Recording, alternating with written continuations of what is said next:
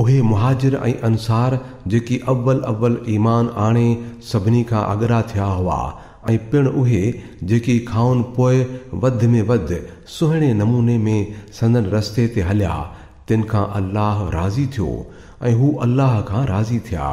बिस्मिल्लाहिर्रहमानिर्रहीम।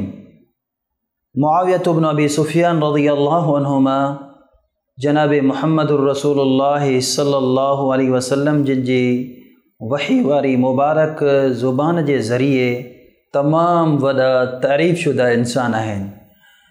अचो त तव्हांखे ॿुधायूं मुहम्मदुर रसूलुल्लाह सल्लल्लाहु अलैहि वसल्लम जिन मुआविया बिन अबी सुफियान रज़ियल्लाहु अन्हुमा जूं कहिड़ियूं फ़ज़ीलतूं ऐं कहिड़ा शान बयानु कया आहिनि। सभ खां पहिरें बुख़ारी शरीफ़ जे अंदरि रिवायत मौजूदु आहे, रसूलुल्लाह सल्लल्लाहु अलैहि वसल्लम जिन सैयदा उम्मे हराम रज़ियल्लाहु अन्हा वटि वञनि था ऐं संदन वटि आराम कनि था। नबी अलैहिस्सलातु वस्सलाम जिन ॾिंड मां सुजाग थियनि था ऐं पाण अलैहिस्सलातु वस्सलाम बेहद ख़ुशि आहिनि। रसूलुल्लाह सल्लल्लाहु अलैहि वसल्लम खिलनि पिया। हज़रत उम्मे हराम रज़ियल्लाहु अन्हा रसूलुल्लाह सल्लल्लाहु अलैहि वसल्लम खे खिलंदे ॾिसी करे पुछे थी, अल्लाह जा रसूल सल्लल्लाहु अलैहि वसल्लम, छा मसइलो आहे, भला तव्हां मूंखे ख़ुशि ऐं खिलंदे नज़र था अचो। रसूलुल्लाह सल्लल्लाहु अलैहि वसल्लम जिन फरमायो, अव्वलु जैश मिन उम्मती यग़ज़ून अल बहर क़द औजबू। पाण चवणु लॻा त मुंहिंजी उम्मत जो पहिरियों लश्कर जेको समुंड में सवार थी जिहाद कंदो, उन्हनि जे लाइ जन्नत वाजिबु आहे। तमामु वॾो एज़ाज़ आहे। सईदा उम्मे हराम रज़ियल्लाहु अन्हा ओॾी महिल ई चए थी, अल्लाह जा रसूल सल्लल्लाहु अलैहि वसल्लम, तव्हां अल्लाह खां दुआ कयो त अल्लाह ताला मूंखे बि इन्हनि माण्हुनि में दाख़िल ऐं शामिल करे। पाण अलैहिस्सलातु वस्सलाम चवणु लॻा, अंति मिनहुम, तूं उन्हनि मां आई। नबी अलैहिस्सलातु वस्सलाम जिन जी वही वारी मुबारक ज़ुबान मां निकितल अखर रब्बुल आलमीन क़बूल करे वरिता ऐं रब्बुल आलमीन सईदा उम्मे हराम रज़ियल्लाहु अन्हा खे इन लश्कर में शिरकत जी सआदत नसीब कई। जीअं सही बुख़ारी हदीस नंबर 2924 जे अंदरि वज़ाहत मौजूदु आहे त सईदा उम्मे हराम रज़ियल्लाहु अन्हा उन लश्कर में निकिती ऐं संदन शहादत उन लश्कर में थी इन तरह जो पाण सवारी तां किरी पियूं ऐं कंधु मुबारक टुटी पियो। नबी अलैहिस्सलातु वस्सलाम जी पेशनगोई सच साबित थी।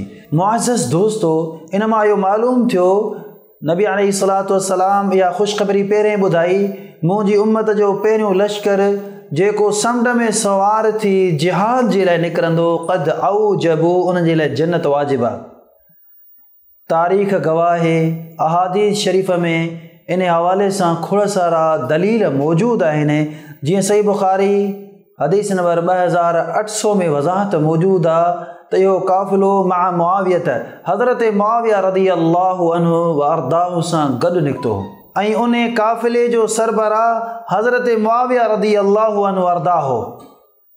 साबित थियो त पूरो लश्कर जंहिंजे लाइ मुहम्मदुर रसूलुल्लाह सल्लल्लाहु अलैहि वसल्लम जन्नत जी बशारत ॾिनी आहे, उन जे अंदरि सैयदना मुआविया बिन अबी सुफियान रज़ियल्लाहु अन्हु मौजूदु आहे। जेकॾहिं पूरो लश्कर जन्नती आहे त मुआविया रज़ियल्लाहु अन्हु सभ खां पहिरीं जन्नती आहे। ऐं इस्लामी उसूलनि जे मुताबिक़ पूरे लश्कर जे मुजाहिदनि जो अजर ऐं सवाब सिपह सालार खे मिलंदो।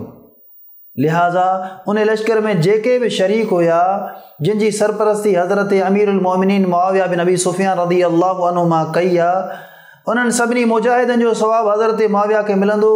पूरो लश्कर जन्नती त सिपह सालार बिल औला यकीनी तौर ते लाज़मी तौर ते जन्नती इंसान आहे। इन हदीस मां इहो मसइलो मालूम थियो त मुआविया रज़ियल्लाहु अन्हु जे बारे में नबी अलैहिस्सलातु वस्सलाम पहिरियां ई जन्नत जी बशारत ॾेई विया। अहले सुन्नत वल जमात जो इहो नज़रियो रहियो आहे त हज़रत मुआविया रज़ियल्लाहु अन्हु खे हू जन्नती इंसान तसव्वुर कनि था। अल हुज्जा फी बयानिल महज्जा अहले सुन्नत वल जमात जे अक़ीदे ते मुश्तमिल किताब आहे।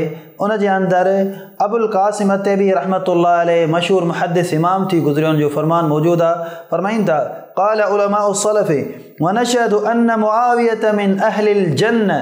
उलमाए सलफ़ फरमाईंदा हुआ, असीं गवाही था ॾियूं। हीउ उलमाए सलफ़ जो इजमाई ऐं इत्तिफ़ाक़ी नज़रियो आहे। फरमाईनि था त असीं गवाही था ॾियूं त हज़रत मुआविया बिन अबी सुफियान रज़ियल्लाहु अन्हु मां जन्नती सहाबी आहे। अल-हुज्जा फ़ी बयान अल-महज्जा जिल्द 2 सफ़ो नंबर 282 जे अंदरि इहो फ़रमान आली शान मौजूदु आहे। ऐं यक़ीनन इहो फ़रमान ऐन रसूलुल्लाह सल्लल्लाहु अलैहि वसल्लम जी हदीस ऐं क़ुरान मुक़द्दस जी तालीम जे मुताफ़िक़ ऐं मुवाफ़िक़ आहे।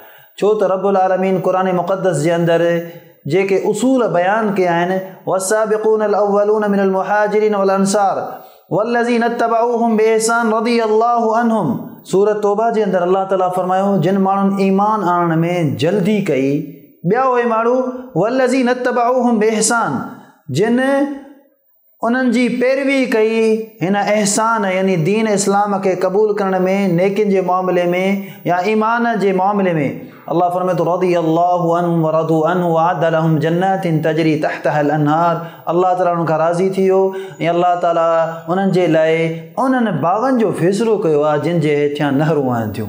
हिन आयत मां साबित थियो त जिन माण्हुनि ईमान आणण में जल्दी कई, मुहाजिर हुजनि या अंसारी, ॿिया उहे माण्हू जिन उन्हनि जे नक्शे क़दम ते हलंदे ईमान खे क़बूल कयो, अल्लाह सभिनी खां राज़ी थी वियो ऐं उन जे लाइ जन्नत जो ऐलान आहे। अहिड़ी रीति अल्लाह ताला जो इरशाद आहे, ला यस्तवी मिनकुम मन अनफ़क़ मिन क़ब्ल अल-फ़त्ह व क़ातल उलाइका अअज़मु दरजतन मिन अल्लज़ीना अनफ़क़ू मिन बअद व क़ातलू व कुल्लन वअदल्लाहुल हुस्ना।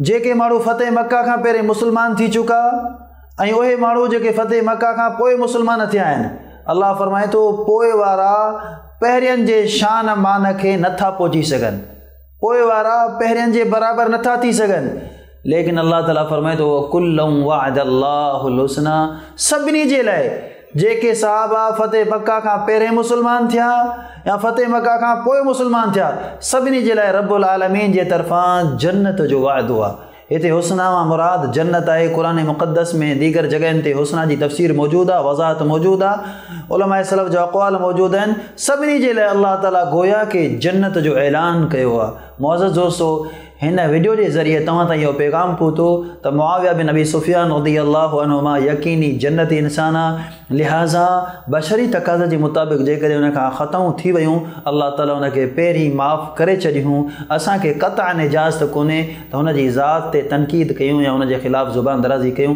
वस्सलामु अलैकुम वरहमतुल्लाहि वबरकातुहू।